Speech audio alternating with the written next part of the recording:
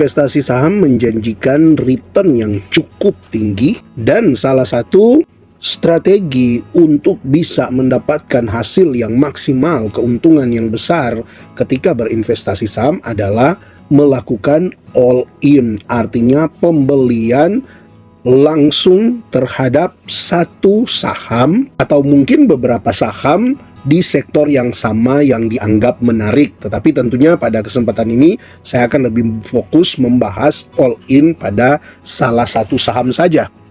All in di salah satu saham memang menjadi suatu hal yang menarik karena ada beberapa keuntungan di dalamnya, yaitu yang pertama, kita tidak terlalu sibuk untuk menganalisa saham lebih dari satu, karena tentu kan untuk investasi jangka panjang kita perlu menganalisa dengan seksama, ya semampu-mampunya kita lah. Artinya kita harus meluangkan banyak waktu untuk bisa menemukan keyakinan bahwa kita membeli saham yang tepat di harga yang boleh dibilang harga yang cukup bagus.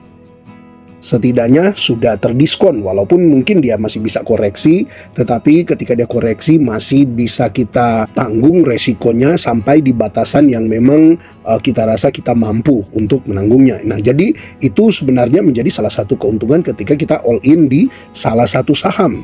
Juga selanjutnya ketika kita all in di salah satu saham, membuat kita jadi tidak mudah tertarik dengan saham-saham yang lain, karena memang ya kita sudah fokus di saham tersebut. Selama masih sesuai dengan skenario investasi kita, maka kita akan tetap fokus pada saham tersebut karena memang itu adalah pilihan terbaik kita. Dan yang ketiga, all in di salah satu saham juga memang mendatangkan keuntungan dari segi persentasenya, di mana kalau kita membeli satu saham saja, contohkan saja ya, kita langsung all in misalnya dengan dana yang kita miliki misalkan 100 juta. Maka ketika kita membeli satu saham dan saham itu mulai naiknya misalnya 10%, maka otomatis dari 100 juta modal kita itu sudah dapat keuntungan 10 juta. Sedangkan sebaliknya, kalau kita membeli saham dengan jumlah yang cukup banyak, misalnya sampai 10 saham yang kita beli, nah artinya kan kalau kita rata-ratakan berarti per saham kita membeli dengan harga 10 juta. Nah, coba kalau misalnya karena kita membeli banyak saham dan akhirnya di waktu yang sama saham pilihan kita itu yang 10 mungkin 3-nya mengalami kenaikan bahkan sampai 30%. Tetapi ternyata yang lain stagnan, misalnya ya 3 lagi stagnan, tetapi 4-nya justru koreksi entah ke 5 atau sampai 10%. Nah, kalau contohkan saja 5%, sedangkan yang 3-nya stagnan, kemudian 3-nya lagi naik masing-masing 30%. Nah, kalau masing-masing naik 30%, berarti kan dia naiknya 3 juta. Jadi kali 3 berarti sudah ada profit 9 juta. Sedangkan yang 4 minus 55% berarti minusnya 500 ribu, berarti kali 4 2 juta.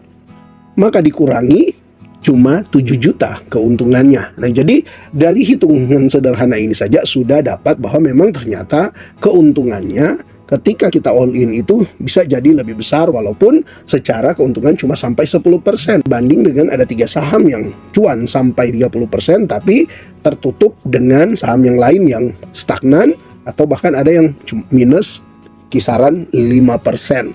Nah, tentu sampai sejauh ini ya kita bisa sama-sama katakan bahwa all in itu yang terbaik. Tapi teman-teman, kita juga harus realistis dalam berinvestasi saham. Hitung-hitungan tadi kita hanya menghitung kemungkinan ketika kita profit. Sedangkan dalam investasi saham, profit dan juga kerugian adalah dua bagian yang bisa saling tarik-menarik. Artinya ketika Anda profit ya Anda tidak rugi, tetapi sama ada kemungkinan juga ketika Anda rugi ya udah pasti Anda tidak profit.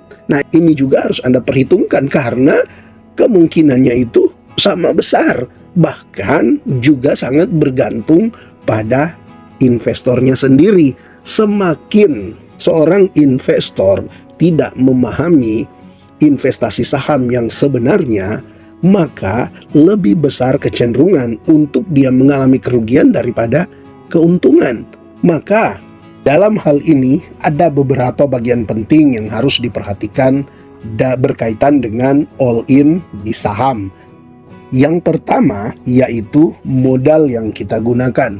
Ketika kita all in dengan menggunakan modal yang dingin, nah itu akan jauh lebih baik atau memang sangat disarankan untuk dalam investasi itu menggunakan modal dingin. Bukan hanya karena sedang all in, tetapi ya tentu kembali lagi ketika berbicara all in, maka otomatis wajiblah untuk menggunakan uang dingin. Ini bagian yang mungkin masih ya boleh dibilang terlalu mudah. Nah, sedangkan yang kedua, untuk all in juga Anda harus memperhatikan time frame.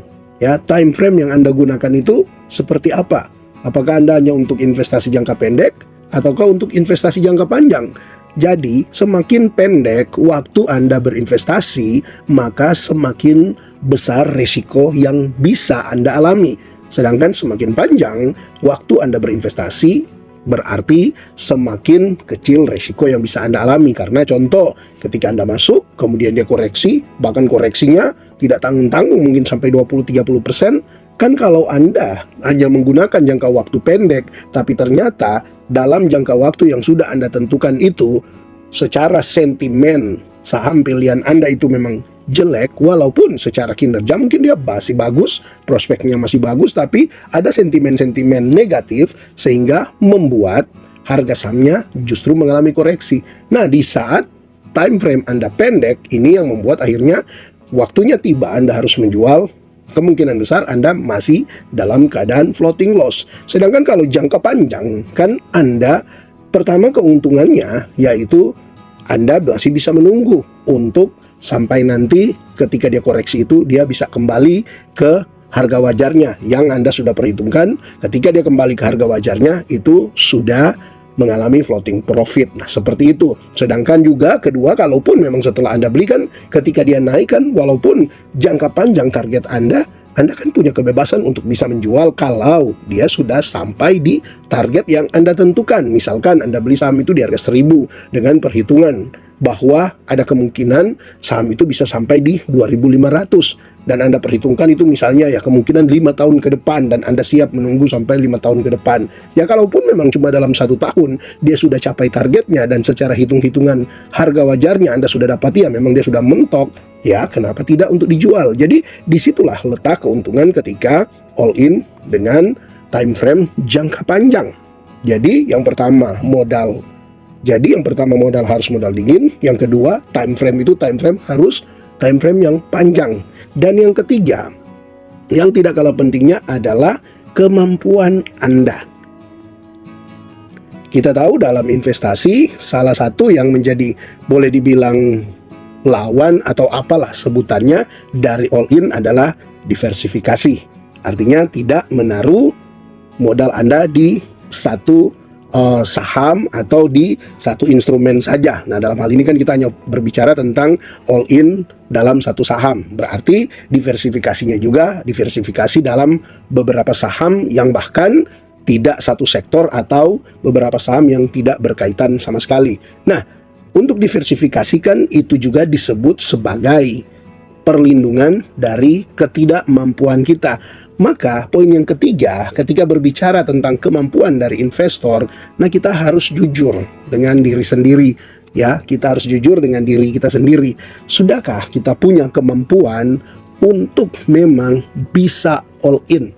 Artinya di sini kan ketika berbicara tentang kemampuan, ya tentu pertama kemampuan mengatur keuangan, juga kemampuan melakukan analisa untuk menemukan saham yang tepat. Yang selanjutnya juga berbicara tentang kemampuan dalam mengelola emosi, juga bisa berbicara tentang kemampuan bagaimana kita menyaring info-info yang ada. Jangan kita sok-sokan all in, ternyata ketika ada info-info yang sebenarnya hanya bersifat sementara, akhirnya kita goyah. Dan besar kemungkinan biasanya ketika kita goyah, itu besar kemungkinan justru kita lagi dalam keadaan floating loss. Karena kalau dalam keadaan floating profit, apalagi sudah di kisaran 10-an% ke atas, ya kalaupun ada berita buruk biasanya kita tidak terlalu mudah goyah. Ya seperti itu. Nah, jadi kembali ke berbicara tentang kemampuan investor, mari sobat investor ya, ketika mau all in, mari jujur dengan diri kita sendiri. Sudahkah kita memang mampu untuk bisa all in? Artinya kita mampu mengelola keuangan kita, artinya kita sudah menyediakan uang yang memang pas, uang yang memang bisa digunakan untuk all in. Kemudian kita juga sudah bisa menganalisa atau menemukan saham-saham yang bagus di harga yang terdiskon. Kemudian kita juga sudah mampu mengelola emosi kita ketika harga saham pilihan kita itu berfluktuasi, dan juga berbicara tentang kemampuan kita untuk mengelola informasi-informasi yang ada. Dan mungkin masih banyak lagi hal-hal yang lain yang mungkin tidak bisa saya sebutkan satu persatu di sini. Nah, dalam hal ini juga Anda harus memperhitungkan hal ini. Dan jika memang Anda sudah memperhitungkan dan memang sampai di poin yang ketiga ini Anda merasa memang Anda mampu untuk all in, ya oke, tidak masalah. Tetapi ada juga poin tambahan. Saya akan berikan satu poin lagi tambahan yang mungkin masih ada ya, tetapi ya keterbatasan saya juga, saya berikan lagi satu poin tambahan berkaitan dengan all in. Nah, kita sering dengar ya beberapa investor-investor, termasuk seperti salah satu yang saya dengar seperti Bapak Lo Keng Hong, bahkan dia berani jual villa ketika dia mau all in di salah satu saham, dan memang dia sukses dalam hal itu. Dan kalau kita dengarkan pemaparan-pemaparan dari beliau, tentu ya kalau saat kita dengar, wah kita juga pengen mengalami hal itu. Tetapi seringkali ada orang yang tidak memperhatikan poinnya, yaitu membeli di saat yang tepat. Nah, untuk all in juga kita jangan sembarang all in, walaupun mungkin ya kita sudah punya 3 kemampuan yang di awal tadi, menyiapkan uang yang dingin, kita juga punya time frame yang panjang untuk investasi, kemudian kita juga punya kemampuan, tetapi kita juga harus bisa membeli di saat yang tepat.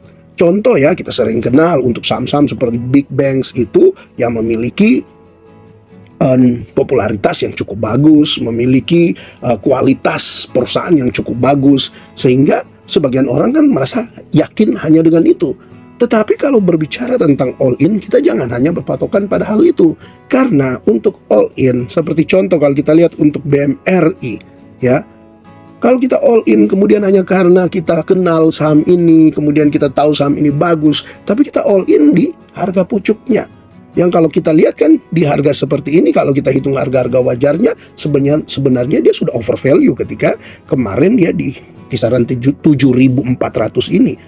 Nah, itu juga dengan saham-saham yang lainnya. Ketika kita beli BRI, kemudian kita lihat untuk 1 tahun terakhir, ya dia pernah ada di 6.400 ini, kurang lebih sama.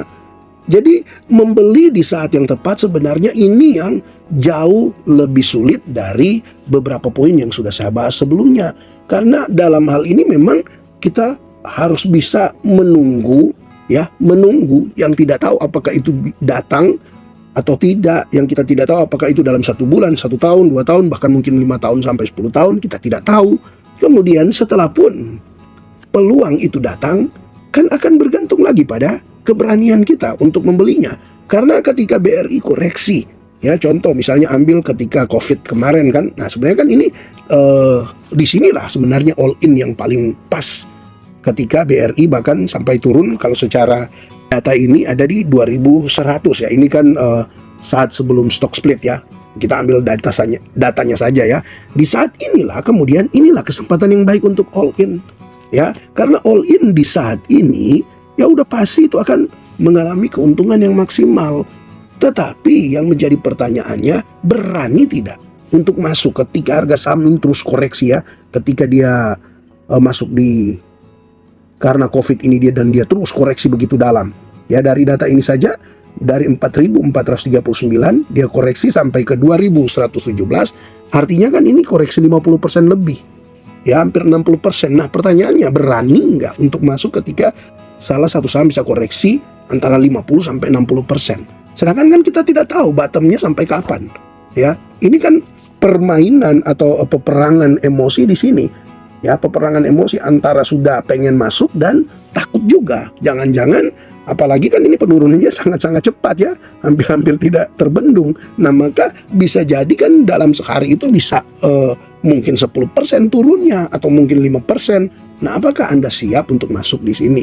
Jadi sebenarnya bagi saya ketika berbicara tentang all in, poinnya yang paling inti ada di sini, yaitu membeli di saat yang tepat. Hanya memang tantangan yang paling berat ada dua, ya, di samping mungkin yang lain-lainnya, tapi dua ini saja, yaitu yang pertama kemampuan kita untuk menunggu, ya, menantikan peluang itu, dan yang kedua keberanian kita untuk memanfaatkan peluang yang ada. Jadi saya pikir sobat investor, all in itu tidak salah, hanya ayolah kita kembali kepada kemampuan kita sendiri.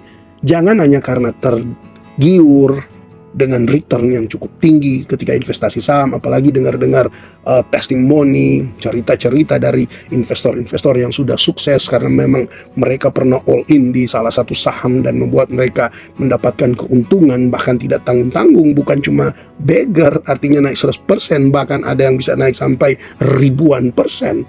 Nah tentu kan ini sangat menarik, naik 100% aja sudah suatu hal yang wow, apalagi bisa sampai ribuan persen. Tapi pertanyaannya, kembali lagi coba Anda cek di 4 poin itu. Yang saya pikir memang poin pertama masih cukup mudah ketika berkaitan dengan modal dingin. Poin kedua yang memang agak lebih sulit tetapi juga sebenarnya masih cukup mudah, ya, yaitu berkaitan dengan time frame. Dan yang ketiga kan berkaitan dengan kemampuan kita, ya, kita bisa mengukurnya. Tetapi ketika itu berkaitan dengan membeli di saat yang tepat, nah disinilah tantangan terbesarnya. Jadi sobat investor, di video ini tentunya saya tidak melarang untuk Anda all in, apalagi di keadaan sekarang ini kan memang secara hitung-hitungannya ya banyak saham-saham yang sebenarnya sudah under value, ya, tetapi kan tentu ya kita tidak tahu pergerakan harga sahamnya apakah masih bisa turun atau tidak, apakah memang sudah saat yang tepat atau tidak. Jadi semua itu Anda harus perhitungkan, ya. Dan ingat, sehebat apapun Anda, sehebat apapun saya, tentunya semua kembali. Kemungkinan untuk bisa untung ada, tetapi kemungkinan juga untuk bisa rugi masih tetap ada. Jadi semua kembali kepada kita masing-masing, sesuaikan dengan kemampuan kita sehingga untuk all in di salah satu saham itu menjadi suatu keputusan yang tepat. Dan kalaupun itu memang kita mengalami keuntungan, ya kita yang menanggungnya. Dan kalaupun kita mengalami kerugian, ya itu bisa juga dianggap sebagai keputusan yang tepat, walaupun tepatnya hanya sampai di pembelajaran, tidak sampai pada profit. Oke, jika mungkin Anda punya poin-poin tambahan atau mungkin Anda ingin memberikan saran atau mungkin pandangan, ya silakan Anda tuliskan di kolom komentar untuk melengkapi pembahasan ini agar supaya ya kita dalam berinvestasi bisa lebih bijak lagi dan bisa meraih hasil yang maksimal. Oke, terima kasih untuk Anda yang terus mendukung channel ini dengan memberikan support melalui Super Thanks, juga berlangganan. Tetap semangat berinvestasi dan salam IHSG, investor harus selalu gembira.